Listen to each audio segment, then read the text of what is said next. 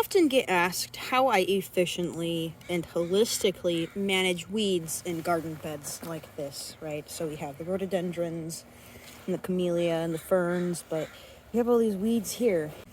How do you manage something like this? There are multiple ways, and you can pull, right? You can pull out by hand each weed, which is what I would suggest actually to do for things like these guys. This is actually a wildflower called a mallow, and it gives these little pink flowers, and this is for the Pacific Northwest.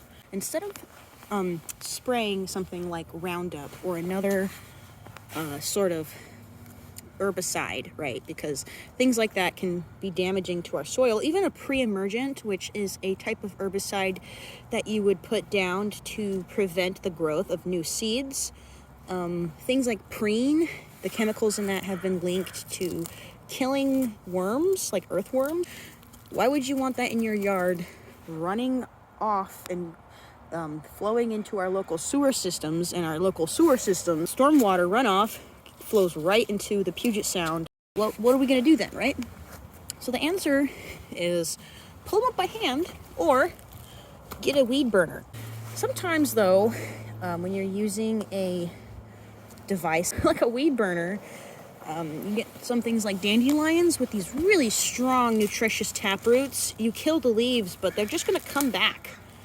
So, and that is the situation in which I would get a little tool. Save this slug, live another day. Go, off. Okay, there we go.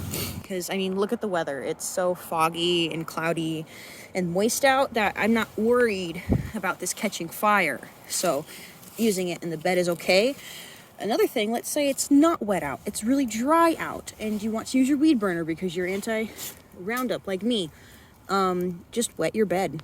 Just spray the bed with some water, get it all nice and moist, and then you can spray this. Fine fescue especially is super susceptible to being murdered by fire. Using a weed burner would also be something that I would use for gravel paths like this, or gravel anywhere in between the cracks and rocks. Just a standard, propane tank. I can't remember how much I spent on this. I think it was either like $50 or $70 or something. And how you use it is, I like to make sure that this dial is off first.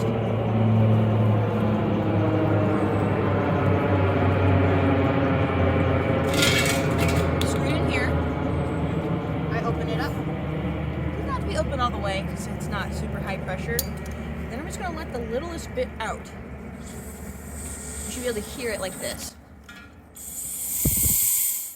And then you should be able to smell it. So once you can hear it and smell it, then you know it's on.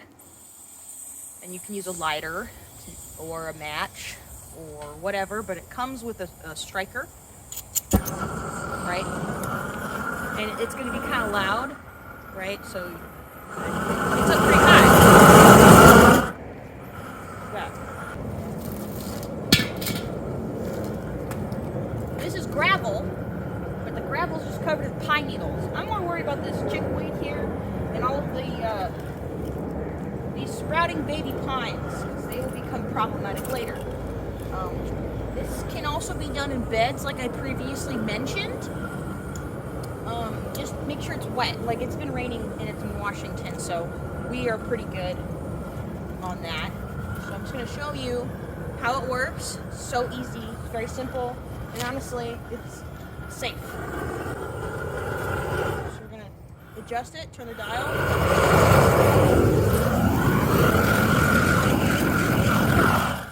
Wow, look at that steam. Honestly, that was a little bit overkill. You only really have to have it on the plant that you're trying to burn for just a few seconds at a time. So like you could do passes over like this, kind of like a sweeping motion is what I think works really well. And if you see these, they're kind of wilting, right?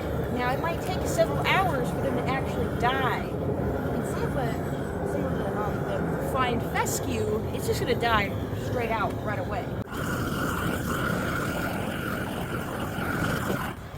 Look at that.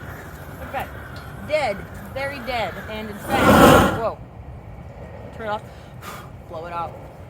When you're done with it, make sure you shut this tightly. Turn it off on the canister. So I'm not done yet, so I'm not actually gonna do it. I'm just gonna show you how. Turn it off here, tight as possible.